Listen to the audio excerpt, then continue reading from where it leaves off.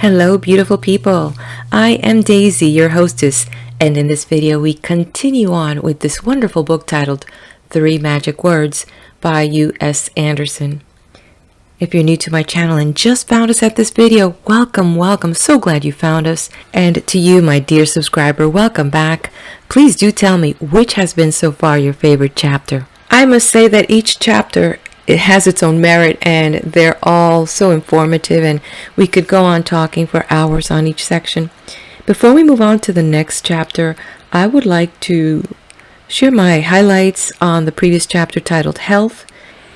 I will say that I tend to agree with some of the points that the author brought up in this particular chapter on health, as some experiences in my life have served as a testimonial that definitely that mind is that first cause, and sometimes that disease is in our mind. In one of the sections, the author mentioned that every organ and center of the body, like the heart, lung, etc., is the seat of some great emotion. And if we fast forward to today's science and today's studies of science, we come across holistic solutions towards this approach, such as the emotion code by Dr. Bradley Nelson. And it is one of the techniques that I've used and found it to be amazingly spot on.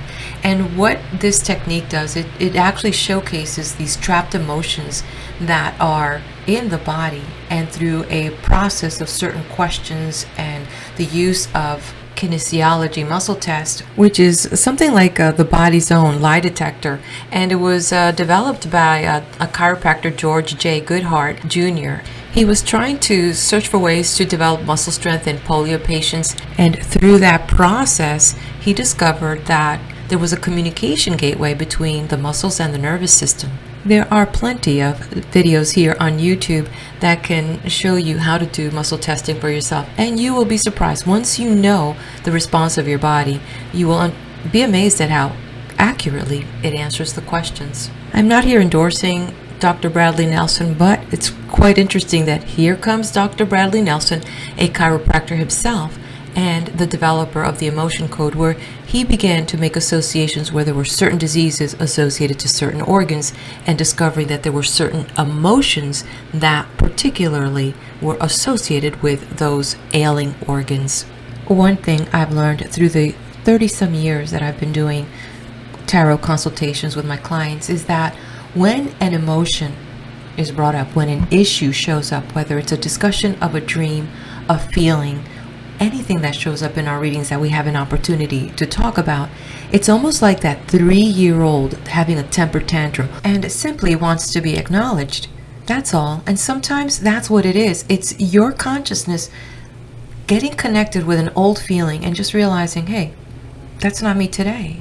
And knowing its origin, knowing its first cause.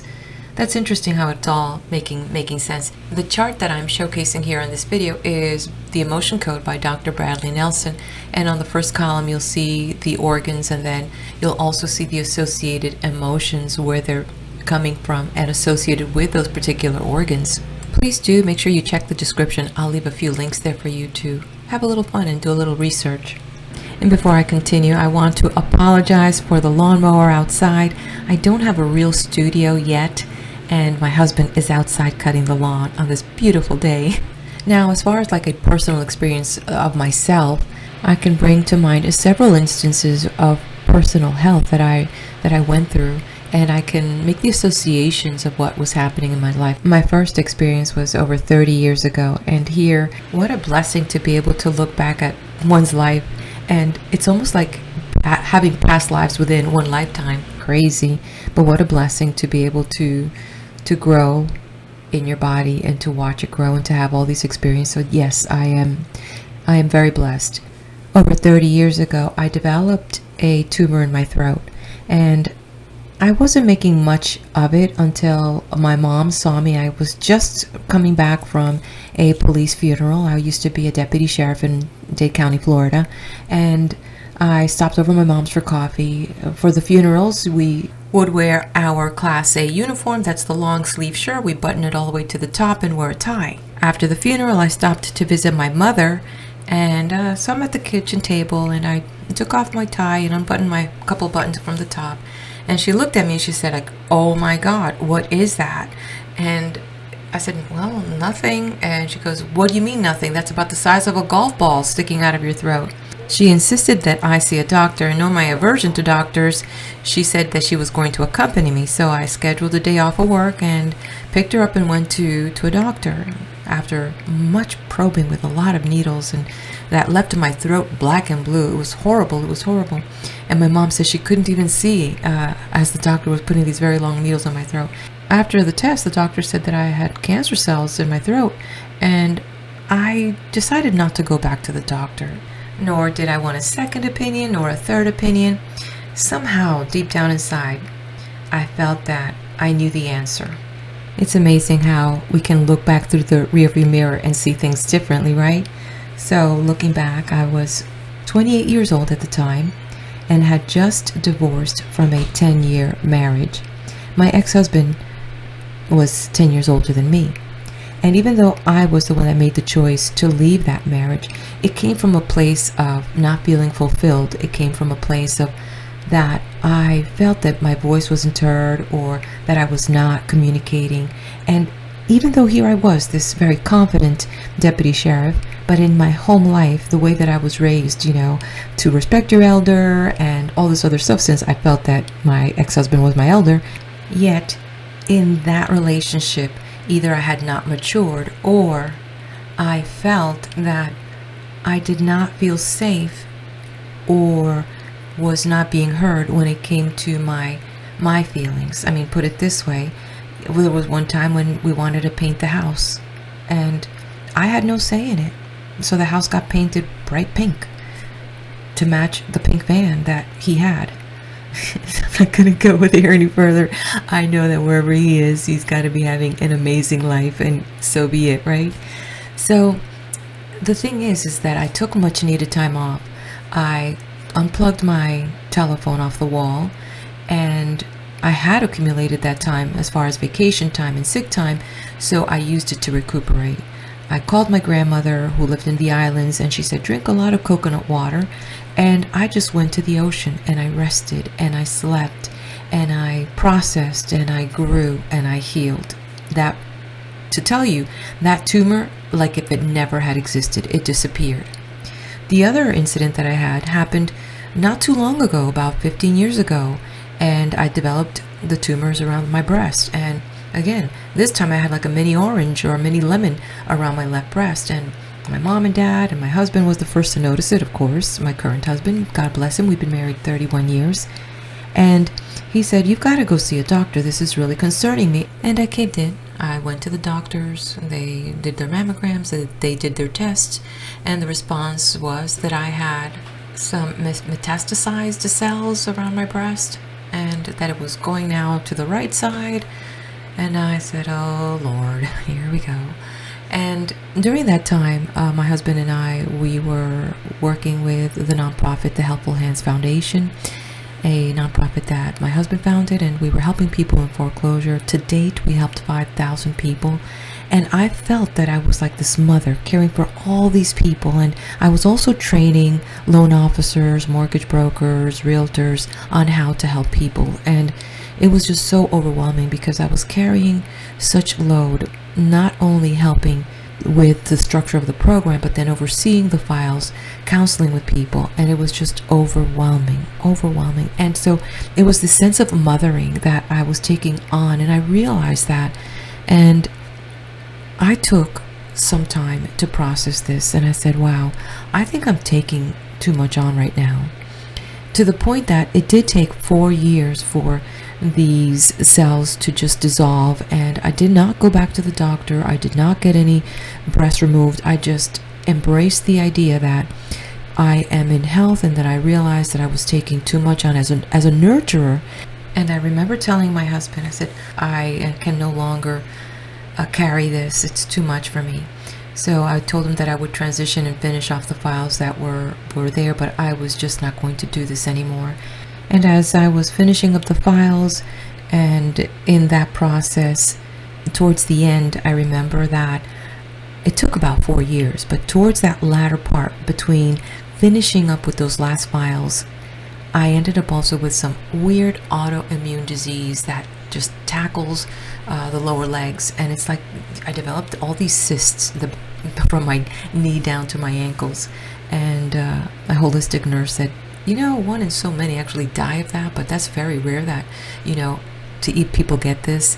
And I realized that I was pushing myself and that my body was beginning to shut down, and that, you know what, this was happening because in my mind I was making an association that I could not carry other people further anymore, not even taking on other people's responsibility, nor my husband's. It was just like, literally, this is your sign.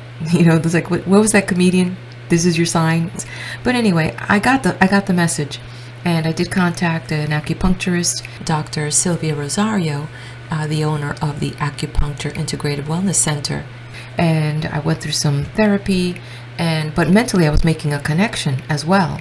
And I was letting go, letting God, and embracing that connection, that emotional connection, and making that association, and just seeing that, okay, I'm going to let God, you know, work in my life. I will trust that He is in my life, and I will connect with that fountain of perfect health. Spirit is perfect. The body is another story. We can continue talking about that, as what this author had addressed in the chapter titled Health. The point here is that this is a testimony of what I believe the author is saying, and also what Jesus said, that all you need is the faith as small as a mustard seed. While there are other issues to address, such as, you know, broken bones and other things that are related to health, you know, can we mend it in our mind? Perhaps sometime in the future when we're advanced in consciousness. But, you know, right now, if you've got broken bones, go see a doctor, have him set it. But the other thing is also, you know, strengthening your exercise. How does that apply? And I loved how the author was talking about that, you know, with exercise, it's if you have a healthy attitude, a healthy mental attitude and vigorous attitude, you're going to be affinity to, you know, doing things that are healthy. It just seems you think healthy and then you wish to do healthy things. There were so many other good sections in the chapter called Health, one to encompass mental healing and that kind of remote healing. So I would definitely recommend, make sure that you catch up on that chapter if you haven't done so. And I will have to quote Socrates again. You know, if this is that God is within us and the body is a manifestation of God as God's knowledge of Himself, then heck yeah, Socrates was right. Man, know thyself. Okay, let's go on to the next chapter titled Immortality. Each soul slumbers a little while on this shadowy side of the stream, and waking remembers life with a smile as a tale once told in a dream. Spirit never dies. All too often, those who search for the soul's immortality do so in answer to the question, will a man live again? And they cloud the issue, for if a man be immortal, he never dies, nor is he ever born, he simply is. That which has no ending can have no beginning, and that which has no beginning or ending is timeless and infinite, is pure being, exists forever. It is apparent that the body is not immortal. It has an obvious beginning and an obvious end. What we expect to be immortal in man is thus invisible, is spirit, a mysterious presence that animates body with consciousness. Each of us knows this presence very well, for it is what we feel ourselves to be. It is what we refer to when we say I. This I, then, this consciousness we know to be ourselves, is what we expect to be perpetuated after the death of the body. What and who is this I? Is it the accumulated memories of a lifetime? Is it the knowledge each of us has attained? Is it some central perception station at the nerve endings of the five senses? Perhaps it is all of these, but it is a certainty that it is consciousness, for only that which is conscious is capable of referring to itself as I, and consciousness is invisible. True, we mark consciousness in another being by observing that it is animated, but we never see this consciousness, never touch or hear it. It exists within the very depths of the creature, and we understand it at all only by understanding the consciousness. Consciousness is consciousness. The sense of self that peers from behind your eyes is the same sense of self that peers from behind the eyes of your neighbor. Though this awareness is never at the same identical stage of development in any two beings, the difference is always one of degree and never of kind. One self pervades the universe, and differentiating in an attempt to know itself better, it attains to finiteness and uniqueness by becoming multiplicity instead of unity. Each creature is thus an expression of the immortal self. There is that within it which was never born and which will never die. The false I. What is this deathless, ageless spirit that each of us senses within himself? How ephemeral it seems and how difficult to understand. Like mercury, it slithers from under our fingers the minute we try to grasp it. For a second, a moment, we have a flash of insight, so that we seem right on the verge of discovering some mighty secret. Then we begin to think about it, and it disappears, leaving us wondering if we haven't imagined it. Something blocks us away from the discovery. Some false habit of thought bars us from true knowledge of self. The culprit is the ego, the erroneous sense of self which we accumulate during our lifetimes. The death of the ego, which we fear so much, is the very thing we must achieve before we take unto ourselves the consciousness of immortal self. Let us reconsider the timeless, spaceless qualities of universal subconscious mind, which has no beginning and no end, which is conscious but not self-conscious, and which is immortal being. Self without beginning or end incarnates, and in so doing becomes something with a beginning. Anything with a beginning must have an end, and so the cycle of birth and death of physical bodies is established. With the birth and death of the physical body, there is gradually built up something subtle and deluding, the accumulated experience undergone by self within body, which gives rise to a sense of separateness and isolation, and is ego. This is memory of the beginning of physical experience, and we are deluded into calling it I. In this manner, we fail to perceive our true being, identify ourselves with the shallow and transitory little ego, and are shut away from the infinite and immortal intelligence from which we have sprung. Nearly everyone considers his ego to be his true self, and as a result is totally unable to comprehend a life after the death of the physical body. He remembers the birth of his ego in his first experiences and thoughts, and thus he senses the ego's inevitable end. Since he identifies himself with ego, he either looks forward with fear to undesirable oblivion or refuses to consider the matter of eventual death at all. If fear has been sufficiently ingrained in him by the practitioners of masochism, he even fancies himself faced by the possibility of providing an eternal roast for the fires of hell. Rebirth of consciousness. Ego, the tinsel trapping of self-awareness, is the undoing of us all. It bars us from consciousness of universal self.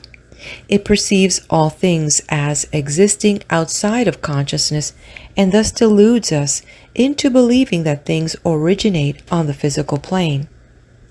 It loads us with a sense of personal responsibility, engenders bitterness and hate by its fancied wounds, sees itself as a speck in a limitless universe, and blows itself up all the bigger in an hopeless attempt to fill infinity. The question is not how the ego shall live, but how the ego shall die. For only when the ego dies do we truly begin to live. The ego is mortal. It has its beginning and it has its end. When death overtakes the body, it overtakes the ego also. Freed at last from delusion, self knows self and sees its immortality. The fear of death, then, springs from the ego's fear of dissolution, but only because we cling to the ego as our true selves. He who perceives at the center of consciousness the great self which is buried there, lets go of the ego forever and moves in tune with the infinite. The death of the physical body frees us all from the bonds of the ego, but the unshackling of these bonds during our lifetime brings power. The death of the ego, then, is not a thing to be avoided, but a thing to be welcomed.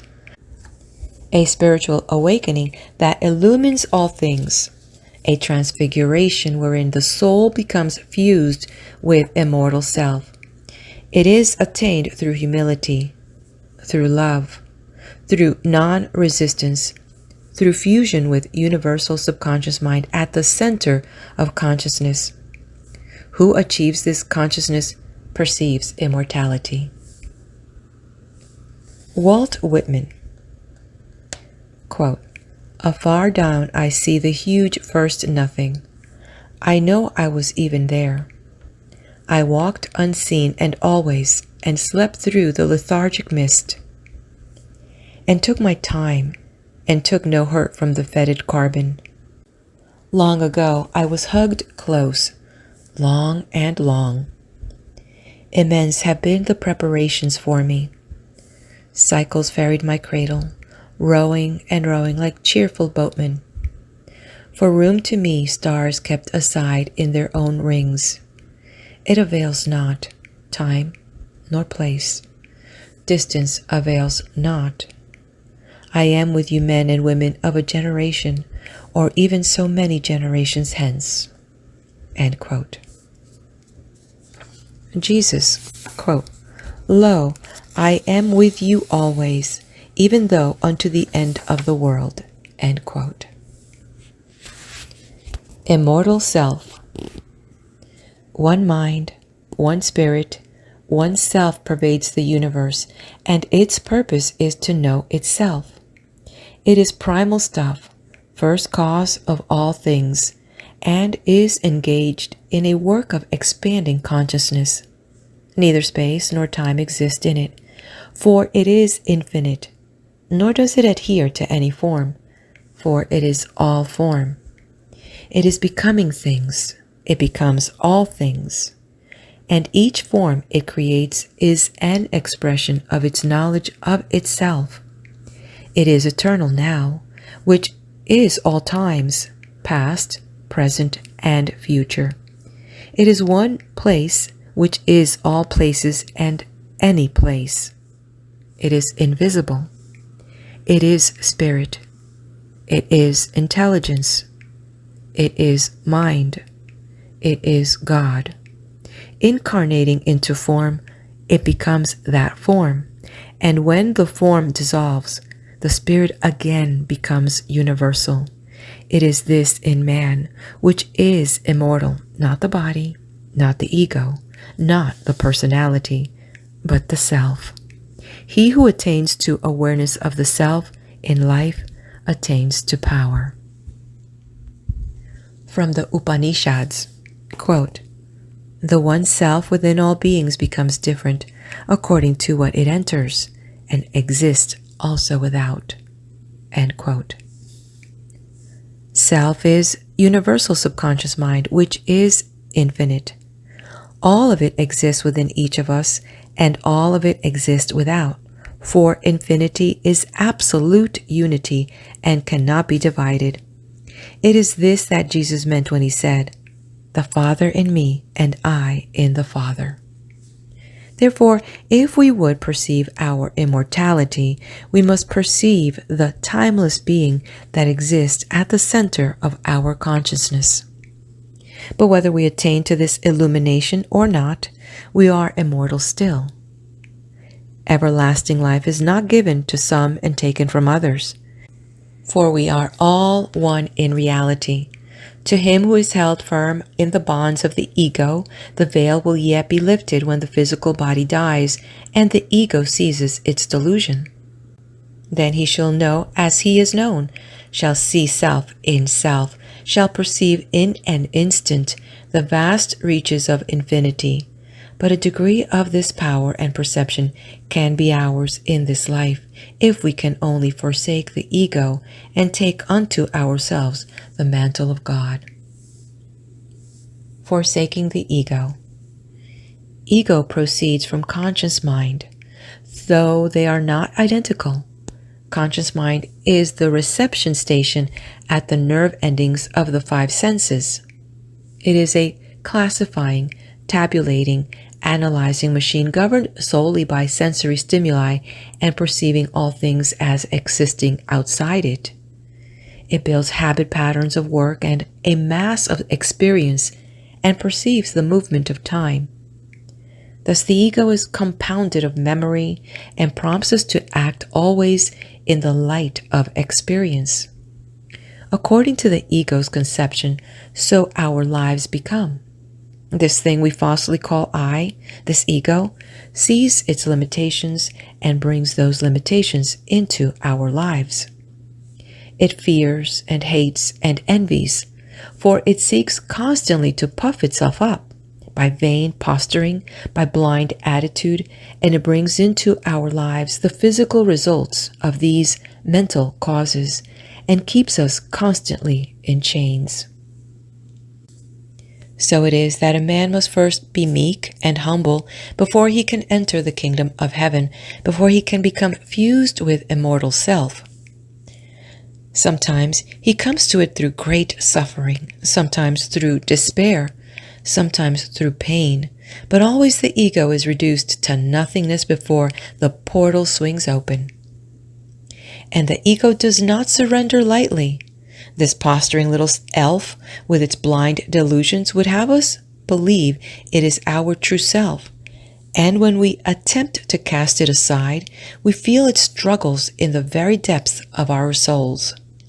So great is its resistance that man mortify the flesh, practice celibacy, abstain from all sensual pleasure in an attempt to ignore the evidence of the senses so that the ego might leave and the center of consciousness be revealed. The ego is what we seem to be. The knowledge of what we truly are lies at the center of consciousness.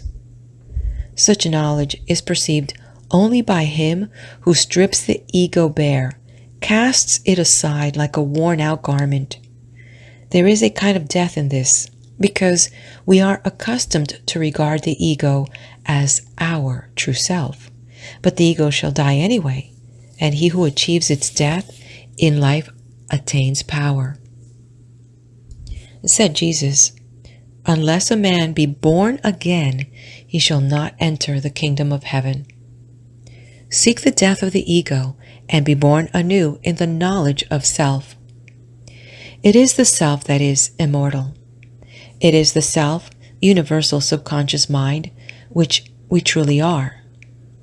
All men have everlasting life, and it is not a question of whether we shall live again, but the insistent and glorious fact is that our real selves shall never die, just as they are never born. The spirit is birthless and deathless and changeless. The afterlife. What will the afterlife be like? It will be like stepping from the consciousness of a gnat into the consciousness of infinity. With the death of the physical body, we shrug off the bonds of conscious mind and ego, lay aside the limitations of flesh, and become one with universal subconscious mind, pervading all times and places. We shall have no bodies in the hereafter, for we shall be all bodies. We shall be in no specific place in the hereafter. We shall be in all places.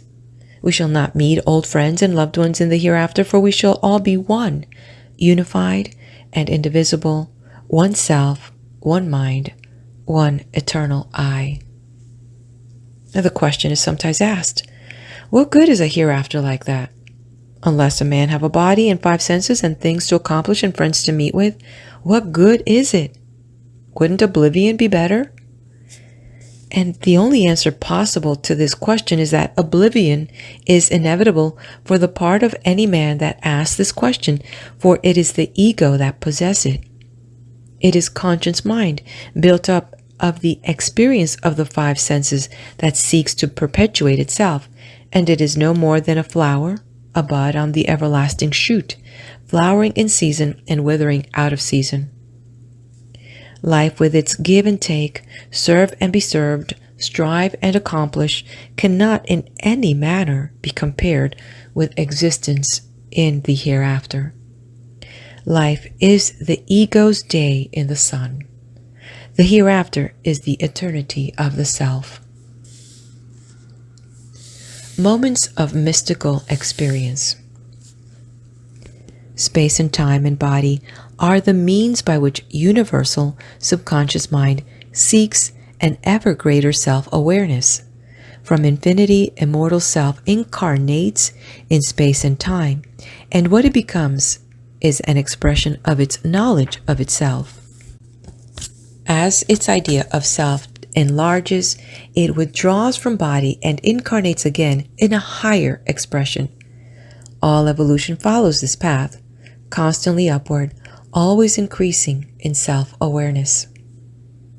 To everyone at some time in his life has come the startling magnitude of his own consciousness, perhaps for a second only, and he has been overcome by the question, why do I live at this particular time, in this particular place, in these particular circumstances?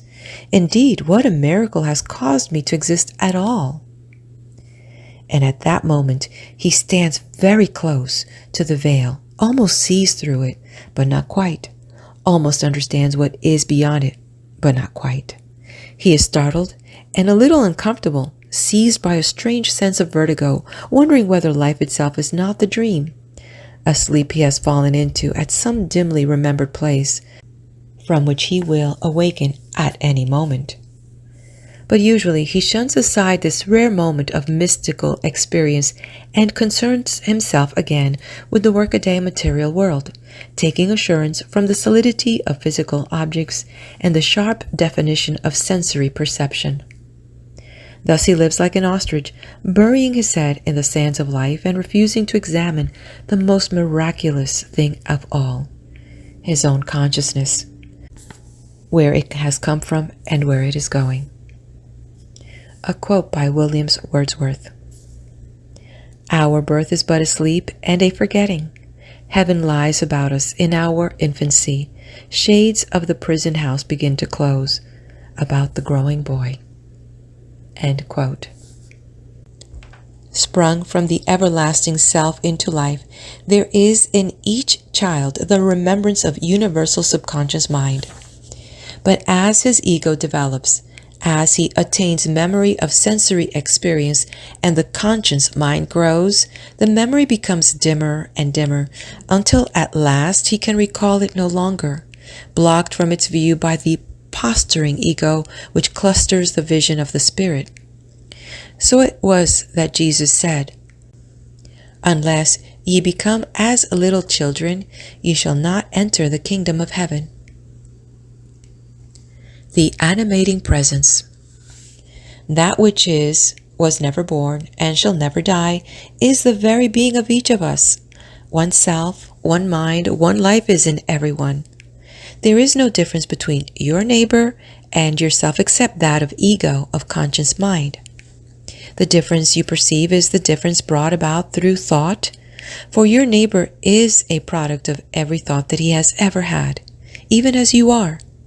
Since it is impossible for two reactive beings ever to have the exact same kind and sequence of thought, there never has been nor will there ever be two identical humans, short of union with God. And union with God is achieved by all when the worn house of the body is laid aside at last. It may be achieved in life only when the individual ceases to think in response to the stimuli of the senses and originates thought at the center of consciousness. Then, free of the bondage of the flesh, he achieves power, control over all the circumstances of his life. Everyone knows that he exists, and not simply because he observes other individuals responding to him. That which he feels himself to be, he knows as consciousness, lying within his body, yet not his body. He observes other animated beings around him and correctly supposes them to be possessed of the same kind of consciousness as he. And he further observes death overtake the bodies of a few of these beings, and notes that the animating presence has departed. He does not see where the presence has gone and is mystified, for he does not know if it has simply left or has suddenly ceased to be. He further observes that this condition of death or departure of the animating presence of the body is inevitable to all forms of life, and thus is inevitable to him.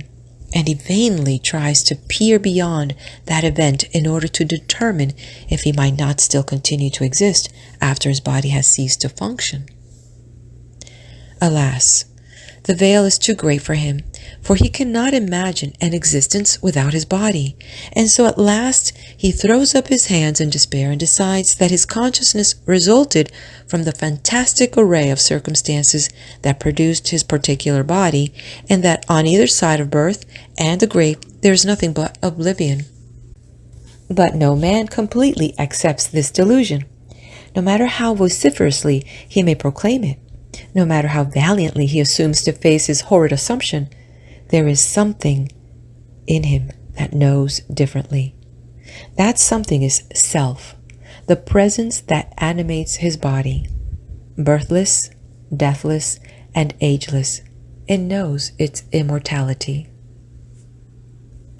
Self is not body. Your body is not you. If it were and your leg were amputated, part of your consciousness would be lost with your leg. Neither are you simply brain. If you're only brain, then the rest of the physical body could be stripped away, and the brain could continue to live. Actually, the brain itself does not even think. Some invisible thinker merely uses the brain as a central reception station for sensory perception. Something is dwelling in your body, peering through the windows of your eyes, listening at the portals of your ears, using your brain to receive impressions. Invisible, hidden, gowned with your particular form, but an instant in the eternity of its being, it uses your body as an idea, then discards it and departs to where it came. This is immortal self. People want to know where they will go when they die, and the answer to that question is that they will go everywhere. For they don't truly go, they simply expand. Self, freed from the limitations of body, becomes universal self, the consciousness of all time, all space, all form. Since self is free of all limitation and multiplicity, it leaves behind personality and ego and conscious memory, which become immersed like the tiniest drop of water in an infinite sea. Ego goes, limitation goes, the inconceivably small I is replaced by the great I of infinity. A very intelligent but very egotistical man once said, "I cannot stand any conception of the afterlife in which I cease to be me and become somebody else, even if that somebody is much greater." And there are plenty of people whose idea of the hereafter hinges on there being plenty of social life, good food and good fellowship, lots of money and pleasure, and no pain. When it is pointed out to them that they will need to take their bodies along in order to enjoy these things, they nod with equanimity and apparently convinced that an exact replica of the one they leave behind will be furnished them in the hereafter. Behind every pair of eyes. It is always ego that blocks immortality from view, for ego cannot see beyond its own finiteness. It needs a body, needs separateness, for from these conditions it has sprung, and it projects a hereafter that revolves around bodies and personalities. Body and personality and conscious mind change throughout life. How shall they exist then in the hereafter of the ego? Will they be those which we possessed in the prime of life? Then what of the infant taken in death? What of the cripple and the chronically diseased? And how shall our characters and minds be in such a hereafter? As they were at the peak of life? But what of the feeble-minded and insane, and the murderer and the robber and the depraved? A strange hereafter of confusion and injustice, with individuals longing for better bodies. Such is the hereafter of the ego. But we needn't worry about it. It doesn't exist. Beyond the advent of death, body does not persist, nor personality, nor ego, nor conscious mind. For all these are the illusory trappings of finiteness, for which we have no further use when we return to the infinite. The great self enters into each body and becomes different according to what it enters, but upon leaving again becomes absolute infinity and unity.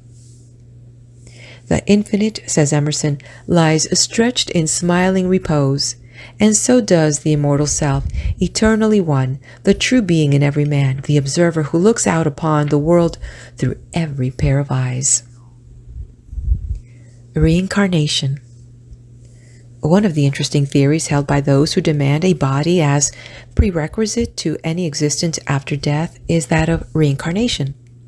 Because conscious mind is a finite instrument and useless in dealing with infinity, even great religious thinkers of the past have been led into the trap of believing in reincarnation because they could not, with their conscious minds, conceive of any kind of existence at all without a body to accompany it.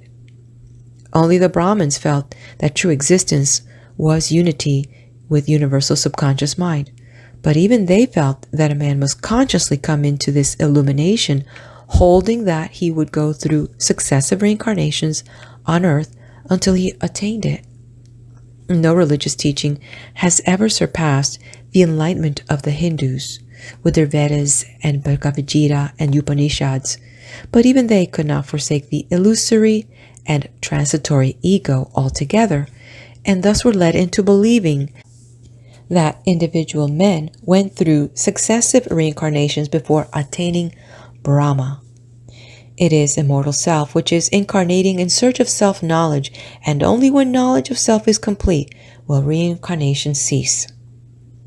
The real you, the immortal self, will reincarnate to be sure, short of its attainment to complete self-knowledge, but the transitory you, the built-up thought habits and memories of the conscious mind, will incarnate no more, for it is only illusion, just a tiny instant in the eternity of evolution, whose very purpose is change. Ego will neither reincarnate nor persist after death. It is not the real you. It is scarcely even a microscopic part of the real you. Every incarnation is a reincarnation. Every child born is a reincarnation, for only one self enters into each body and looks out of all eyes and is conscious. Each of us is a reincarnation of every person who has preceded us, and the knowledge of us all that has preceded us lies within us, in universal subconscious mind, which has been all things and all people and all events, and will be forevermore. Infinite Spirit. Is there spirit communication? Not in the way we are accustomed to think. Those who have departed are no longer contained by the limitations of personality and ego and conscious mind, but have become one with immortal self. Yet the knowledge of all things lies in universal subconscious mind and may be revealed to conscious mind when a contact between the two is made. So it is that the seance is often witness to unexplainable phenomena, for the subconscious always responds to the conscious and nothing is impossible to it. Therefore, the conceptions we have of loved ones projected into the subconscious are capable of becoming manifest in the physical world. We see ghosts, faces, hear words, sometimes in the seance, sometimes without the seance, which bring the dead back with us for a moment. But this is always a physical projection of a conception held in mind, and is just as often recorded as the living as of the dead. There is only one contact we may make with the hereafter, and that is with the one immortal self which dwells there. It contains all knowledge, all love, all peace, and is the true being of everyone. There are not billions of personalities circulating through it willy-nilly. Such finiteness has been torn from it and left it pure and unadulterated and just one. A quote from the Bhagavad Gita. Never the spirit was born. The spirit shall cease to be never. Never was time, it was not. And again beginning our dreams. Birthless and deathless and changeless remaineth the spirit forever. Death had not touched it at all. Death, thou, the house of its seams. End quote. No punishment in the hereafter. It is one of the strange facts of history that the words of one of its most enlightened men, Jesus of Nazareth, have been misconstrued to saddle mankind with a vengeful God who vies with the devil for souls. Conceive, if you will, of a God who gives men sex organs that provide pleasurable sensation, then promises to burn everyone in hell who doesn't use them within a strictly prescribed manner. Conceive of a God who gives men eyes but still remains invisible to them, then threatens to burn everyone in hell who doesn't believe in him. Conceive of a God who made the devil and his fires because he knew in the first place that he would burn certain souls. A mighty unsavory fellow, this God, this figment of the masochistic imagination. One cannot help but prefer his equally imaginative evil counterpart, the devil, who seems like a pretty jolly fellow after all, considering the very poor job he has been given. Immortality is not something to be won by good conduct, nor will good conduct send certain souls to heaven, nor bad conduct send others to hell. Only one self manifests throughout the universe, and it neither punishes itself nor rewards itself. It is eternal, and though it becomes a billion mortal things, its eternity is not touched. It passes into and out of myriad forms, but always remains one. Obviously, it neither sends itself to heaven nor sends itself to hell, for nothing exists outside itself. Have no fear of hell. There is no such thing. There is only heaven, consciousness of the immortal self, which each of us shall eventually attain, whether it comes to us in life or not. Every soul is saved. Misapprehensions concerning sin and punishment and hell and the devil come from a lack of understanding of the message brought by Jesus. And Jesus taught that the truth about each man lay in his spirit and not in the physical world. When he spoke of sin, he referred to errors of thinking, buried guilts, and the punishment he alluded to was the inevitable physical manifestation of such negative thinking. By hell he meant the human bondage undergone by each person who simply reacts to the physical world and fails to perceive his inner consciousness, the kingdom of heaven. He did not concern himself with immortality, for he knew that each person was immortal regardless, and nothing could alter this. He sought only to awaken men to their spiritual power, to turn their eyes from the physical world unto the consciousness that lay within, so they might free themselves from lack and limitation and disease. He preached no afterlife. I am come, he said, that ye might have life, and that ye might have it more abundantly. The immortality of all man was obvious to Jesus. He was primarily concerned because they did not know how to live. The very guilts and limitations which Jesus besought us to become free of have been adopted as dogma by many facets of society, and they have thrown mankind into deeper bondage than ever. We must come to realize that God is kind and just and loving and is in us, and there is no punishment in the hereafter, and every soul is saved. We need not fear God. We need only love Him. We need not supplicate for forgiveness before an altar, for God's altar is our very selves. We are with Him night and day. Religions and temples are built by man, but God's temple is man. And wherever we are always in a place of worship. We need only to turn to the self that dwells within. The art of dying. Birth and death are the great transformations. The ego does not fear birth, for there is no ego at birth. But the ego indeed fears death. As long as we identify ourselves with the ego, the fear of death shall have its hold on us, and we shall regard it as a great calamity. But once we have freed ourselves of the ego and have perceived at the center of consciousness the immortal self, death will become an adventure, for by it we shall be freed of illusion, return to absolute truth. Know as we are, known, become united with God. Life is the medium through which the great self seeks to work out its purpose, and each of us, a part of that purpose, has his appointed tasks and work. When these are fulfilled, it is time for us to return home once again, but not before. Though the hereafter may be a mightier existence than any known on earth, we nevertheless shall not return to it until we have worked through space and time in search of the knowledge that the great self is seeking through us. Our jobs are here in life, and we must do them before we depart. Many men poison their lives through fear of death. Since death is known to be inevitable for every man, it is indeed very strange that so little is known of the art of dying. For dying is an art, to be performed expertly or crudely according to our knowledge. To most men, death comes when the body has worn out and ceases to function, and is preceded by a period of time in which the body perceptibly begins to break down. As the hour of death approaches, the human soul has only two ways to turn: outward for the solaces of the physical world, or inward toward the universal self.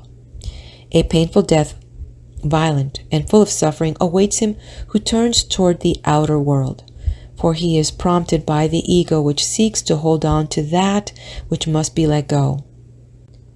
Indeed, all that the ego needs for perpetuation, the memory, conscious intellect, animal faculties, the functions of the bodily organs, are gradually being wrested away, sinking into lethargy, ceasing to function, and the ego becomes confused, terror-stricken, full of panic. There is no escape for the hounded little I. Its doom is upon it. The very material world which is responsible for its existence is gradually fading away. He who identifies himself with ego undergoes a confused and suffering transformation. But he who has glimpsed the greater self takes death calmly. Assured of immortality and the changelessness of spirit, he passes easily from one world to the other. His spirit lays down his body because it is finished with it, and moves into the great expansion where it becomes Lord and Master over all things. Self meets self. The personal becomes the universal, and a new and greater existence in the infinite reduces the just finished life to nothingness, to a second in the endless time of eternity. And so we die as we have lived, with faith or without it, with spiritual knowledge or without it. And according to the wisdom we have attained, we meet death gracefully or crudely, but each of us is immortal nonetheless. A quote by William Cullen Bryant. So live that, when thy summons comes to join the innumerable caravan which moves to that mysterious realm where each shall take his chamber in the silent halls of death, thou got not, like the quarry slave at night, scourged to his dungeon, but, sustained and soothed by an unfaltering trust, approach thy grave like one who wraps the drapery of his couch about him and lies down to pleasant dreams. End quote. Review. 1. Though body is mortal, a man is never born and never dies. 2. The presence that animates body is invisible even in life, and leaving the body on death is invisible still. 3. Oneself incarnates in all bodies and is deathless, ageless, eternal spirit. 4. Ego shuts us away from the knowledge of self. Ego deludes us into believing it is I. 5. The death of the ego must precede awareness of universal self. 6. Ego is as mortal as the body, and at death we all become universal self. 7. He who banishes ego during his life achieves power, for he moves with God. 8. Neither space nor time exist in the hereafter, nor does form. There is only consciousness, absolute and indivisible. 9. Body is merely used by immortal spirit as an expression of an idea. It is not self, is but the tiniest expression of self. 10. The self enters into each body and becomes different according to what it enters, but upon leaving becomes infinite and absolute and only one. 11. There is no reincarnation for the ego, but constant reincarnation for the self. There's only one form of spirit communication, and that is contact between conscious mind and universal subconscious mind. 13. All men are immortal. There is no hell, no punishment. 14. Jesus taught that the power of immortal being could be used in life. 15. He who perceives self in self will find death an easy transformation. There is an answer to every question, a solution to every mystery, a key to every lock. Throughout this book, we have prepared for the final revelation. Now it is upon us. Recommended reading: Drama of Love and Death by Edward Carpenter, published by Mitchell Kennerly. 11th Meditation. I know that I am pure spirit, deathless, birthless, changeless, and eternal. I am not body. I am not conscious mind. I am not ego. I am sense of self only, consciousness, awareness, unadulterated being. The presence that animates all life is within me, is altogether the real me. I am using my body for a purpose as an expression of an idea, and when the idea is fully expressed through my work and my mission, I shall return again to unity with universal self, leaving body and ego behind. I do not confuse my body and my ego with what I truly am. My body is simply an instrument for my expression, and my ego is simply memory of physical experience. Returning to infinity and unity, I shall need neither body nor ego. I am free of the domination of the ego. It is not my true self, it is simply an illusion necessary to finiteness and the perception of space and time. I turn away from the ego, withdraw into the depths of my being, to the immortal consciousness that lies within. Here in this magic center, my word is law. I need only speak it with faith and conviction, and it will manifest in my life.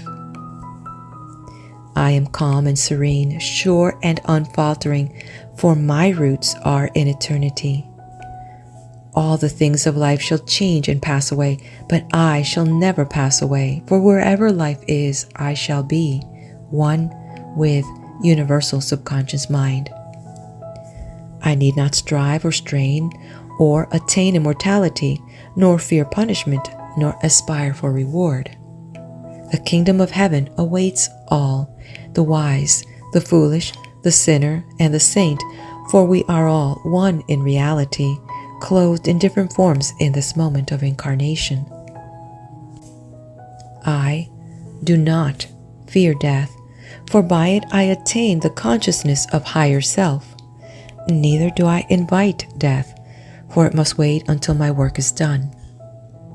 I forsake the ego, perceive self in self, see the majesty, the grandeur, the immortality of the power that dwells within. End of chapter 11. Dear one, stay right here with me. I'm going to move right into the next chapter, chapter 12, titled The Key. That which from self made each mortal self unto each mortal, must thus the key that unlocks the portal to God is thyself. Thou art He. You are God.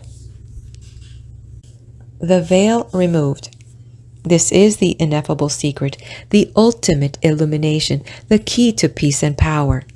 You are God. If you will accept this towering truth, dare to stand atop this magnificent pinnacle, universal consciousness will be revealed to you from within. God is there. It is He who peers from behind your eyes, who is your own consciousness, who is your very self. You are not just a part of God. You are altogether God, and God is altogether you. A quote from the Upanishads. The personal self and the ultimate imperishable impersonal self are one. End quote. A quote from the Vedanta. Not a part, not a mode of that, but identically that absolute spirit of the world. End quote. A quote from Jesus. Who hath seen me hath seen the Father. End quote. God is universal subconscious mind, the intelligence that pervades all times and places, the design and order and consciousness of all things. God becomes things. He becomes all things. He has become you. God is not your body, not your ego, but your sense of being, your I. There's only one I in the universe. The same sense of self is in everyone. It appears to be different in life because it clothes itself in different forms. These forms wither and decay, but the self is always one and indivisible and changeless. Every person that lives, every person that ever will live, every creature and thing are all one in spirit. All are God, and each is altogether God. Each of us is altogether God because infinite intelligence cannot divide itself. It makes a seeming division in flesh, but never in spirit. For infinity is always one and indivisible. God manifests completely in each thing, and each thing is a manifestation of God's knowledge of Himself. Your consciousness is God's consciousness. Your idea of yourself is God's idea of Himself. The ideas you accept are automatically manifested in life. For what God knows, He creates, and what you know is created, for you are God. Universal consciousness. God is consciousness and awareness and order and design and knowledge and intelligence and spirit. He is infinite. He cannot know Himself as infinity, but only by becoming something finite. Thus God seeks to expand His sense of self by becoming things, and each thing says, I am this. What you believe yourself to be is what you believe God to be. The limitations and lacks you impose upon yourself, you impose upon God. No one can possibly believe there is any limitation on God. Thus, the magnificent truth is that there is no limitation on any man.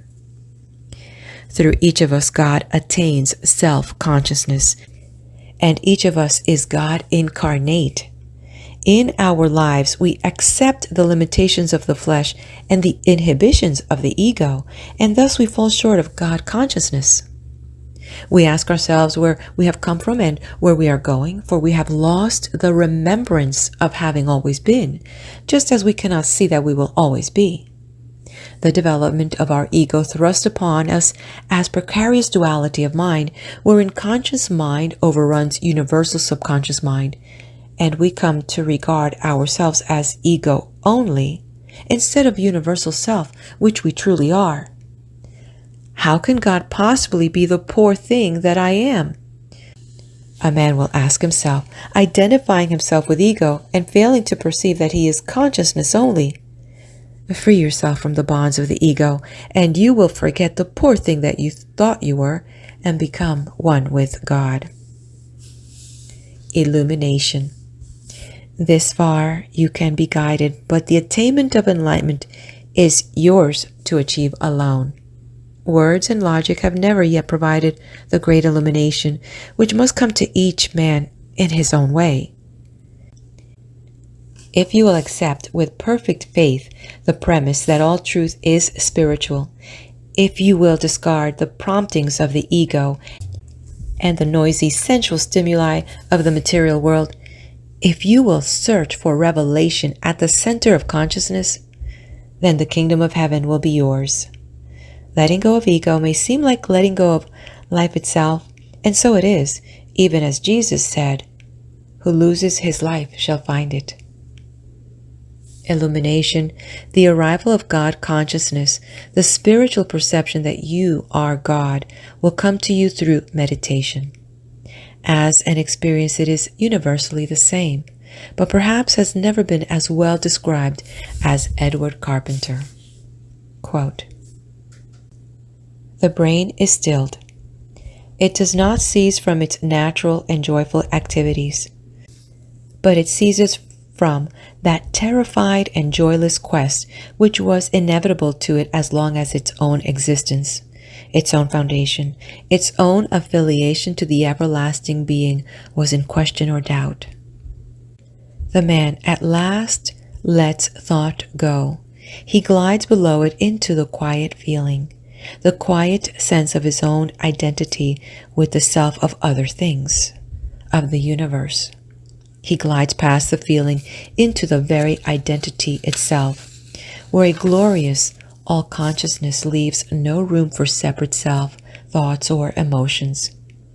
He leans back in silence on that inner being and bars off for a time every thought, every movement of the mind, every impulse to action, or whatever in the faintest degree may stand between him and that.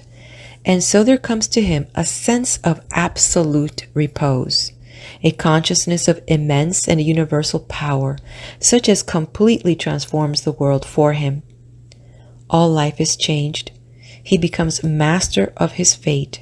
He perceives that all things are hurrying to perform his will. And whatever in that region of inner life he may condescend to desire, that already is shaping itself to utterance and expression in the outer world about him." End quote. In such a manner does a man come to the realization that he himself is God. In such a manner does he learn to turn his attention from the material world and originate all things on the plane of mind. By forsaking ego and finding his true self, whatever he thinks, conceives, or desires will manifest in the physical world. He becomes the doer, the knower, the creator, makes all things from self, is the self of all things. A quote from the Upanishads: "That boundless power, source of every power, manifesting itself as life, entering every heart, living there among the elements, that is self." End quote. Find thou but thyself. Though this knowledge is not new, it has been exceedingly rare and held among a very few men. All the ages of life's evolution, up through the slime and mist of a fetid and newly formed earth, have pointed toward it. There's only one consciousness in all things, one consciousness which assumes countless forms in search of ever greater knowledge about itself. The infinite self becomes the finite self, and the day when finite self recognizes itself as infinite self is the day that exposes eternity. This little hour, this little life where we are focused now, is but an instant in the aeons of our being. We are that very power that constructed the heavens and the earth, And when we have cast out ego and the limitations of our thinking, the multidimensioned heavens are revealed to be in our own souls. We have looked in the mountains, and he has not been there. We have looked on the plain, and he has not been there. We have searched the sea and the air and the earth and the sky, and he has not been there. How should we find him when we look outside? He dwelt within, was in truth our very selves. A quote by Algernon Swinburne. But what things dost thou now looking Godward to cry? I am I, thou art thou. I am low, thou art high. I am thou, whom thou seekest to find him. Find thou but thyself, thou art I. End quote. Lock and key. The lock that bars us from the recognition that we are God is the creation of the ego in the first memories and inhibitions of conscious mind.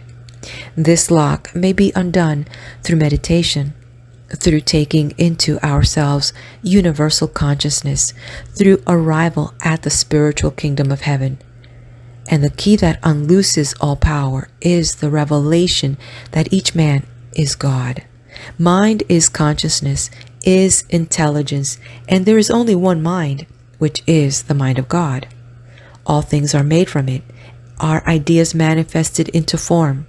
As ideas change, so does form, but the spirit never changes. It is limitless, one, and changeless. Universal subconscious mind creates in the physical world those ideas that conscious mind adopts as beliefs. We create evil by false thinking, by ideas of lack and limitation and pain and sorrow and disease. Such evil is illusion because it proceeds from the errors of conscious mind and may be banished by donning the mantle of immortal self at the center of consciousness. The physical world is but a tiny extension of a vast spiritual realm. All physical law is subordinate to spiritual law, for the physical world is a secondary chain of effects, while the spiritual world is first cause. When man's consciousness expands beyond ego, beyond conscious mind, beyond the limitations of the prompters, thoughts are immediately manifested on the physical plane. Thought transference, clairvoyance, mental healing, and creativeness are all evidences of the superphysical power of the universal subconscious mind. A man adds all things unto himself by taking a position with impregnable faith. Faith moves universal subconscious mind to creation, but it is only the ego that must use faith. When the ego goes and God consciousness comes, thought is immediately followed by the thing, for there remains nothing to overcome. All conceptions of limitation and lack and guilt and pain and shame and remorse are cast out with the ego. Nothing but God remains, and whatever God knows is created. We attract into our lives the physical manifestations of the thoughts we think, and in order to attract good instead of evil, we must learn to control our thinking, to think positively instead of negatively. We must be able to choose good thoughts. If a man thinks only in response to the stimuli of the outer world, he remains ego only, an automaton. But when he originates thoughts at the center of consciousness, he creates his own life in the image of his desires and dons the mantle of immortal self. 12th Meditation. I turn away from the world about me to the world of consciousness that lies within. I shut out all memories of the past, create no images of the future. I concentrate on my being, on my awareness. I slide deep into the very recesses of my soul to a place of utter repose. Here I perceive fact in the making, am conscious of the one being from which all beings spring. I know that this is immortal self. This is God. This is me. I am. I always was. I always will be. All men, all things, all space and time and life are here in the depths of my soul. Smaller than small, greater than great, meet and unite in me. That which I thought I was, ego, I never was at all, for it was a changing thing, mirroring the seasons and the tides, a thing to be born and grow and die. I am not a thing of time or circumstance. I am spirit, pure and eternal, birthless, deathless, changeless. I am patient, for I am all time. I am wise, for I contain the knowledge of all things. I know not pain, for I see there is no beginning and no end, and who suffers pain must see beginning and end. I am rich, for there is no limit to the abundance I may create from my very self. I am successful, for I need only think to achieve. I love, and I am beloved, for all things are myself, and I am all things. I unite, I fuse, I become one with universal subconscious mind. The mask of vanity and ego I shall never wear again. I perceive the magnificent dweller at the center of my consciousness, and I know him to be my very self. Time and space, shadow and substance, what matter these? I am God. End of chapter 12, and also end of the reading of the book titled 3 Magic Words by U.S. Andersen. What were those 3 last words at the end of this meditation? Enter it in the comment. All right, my dear one, thank you so much for joining me on this journey with this book. Please do hit that like button. If you haven't done so, subscribe to the channel, and also share this with your friends if you know of anyone that could benefit from some of the golden nuggets in the book.